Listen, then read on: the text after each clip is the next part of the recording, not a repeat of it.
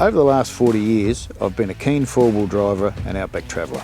I've prepared and repaired four-wheel drives in Melbourne, northern suburbs of Adelaide and the Simpson Desert. Sue and I love travelling into remote areas, camping under the stars and getting away from everything. Another passion of mine is helping people to get out into these outback areas of Australia by preparing their vehicles and setting them up for them to go.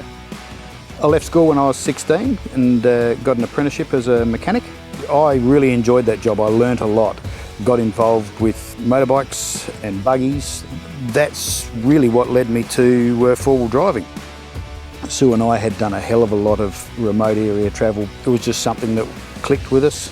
When we found out about the job that was going in Burrsville, Sue and I spoke and decided that that was for us. That was what we wanted. It suited us down to the ground. We both loved remote areas. We both loved living in that sort of area. The challenge was too much for us to knock back. I travelled all over the country out there on breakdowns. I'd travel as far as Inaminka, regularly down on the Cadillo Downs Road, out in the desert, and the breakdowns were easy, hard, major, small, all sorts of things.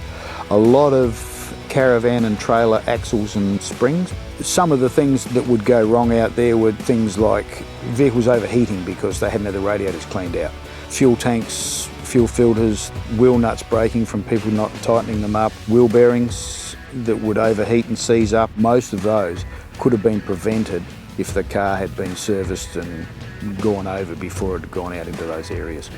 So pre-trip preparation is paramount when you're heading out into remote areas. You need to make sure that every component of it is checked, gone over, lubricated, adjusted, replaced. Whatever needs to be done to it needs to be done before you go out into remote areas. I was on a breakdown out in the desert one day on an overloaded vehicle that had snapped a diff housing. I was just going to patch it up, get him back into Burrsville, put him on a truck and send him away to get it fixed properly. One of the guys came and told me that this bloke had 6 months to live. He had terminal cancer. This was in his bucket list. He wanted to go from east to west of Australia. So I had to do it. I sat there, I mucked around, I got the thing as best I could so that he could continue on his trip. He made it, he did his trip. 6 months later, his wife sent me a letter, thanked me very much, said that that trip was the best thing that he'd ever did in his life. That was worth every second of it. The time was right for us, so we chose to leave Burrsville and we went to Melbourne, where we would open up a four-wheel drive specialty service centre. We decided to call it Outback Four-Wheel Drive because we wanted to specialise in preparing vehicles and servicing vehicles for them to travel safely into the outback. When we decided to move back to South Australia, I wanted to open up a four-wheel drive store. I wanted the best, so I chose ARB. At ARB Elizabeth, we are all passionate four-wheel drivers.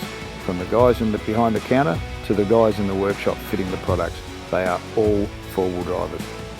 After all of our kids grew up and moved out of home, Sue and I decided that we wanted the ultimate touring vehicle for us. So we chose Next Kia Camper.